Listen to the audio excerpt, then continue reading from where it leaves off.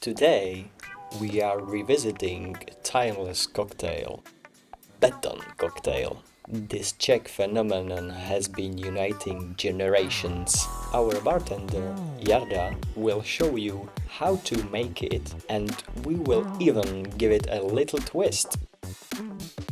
Becherovka, a herbal liqueur from Karlovy Vary, is the foundation of this legendary cocktail. Its unique flavor is created by maturing over 32 types of herbs and spices. Did you know the Becherovka first appeared in the 19th century?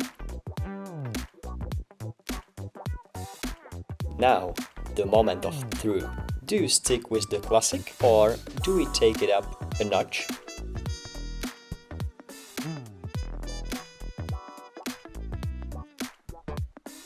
We will add KV14 to our classic beton for a flavor explosion that will satisfy even the most discerning palate. So, what do you think? Beton or bitter beton?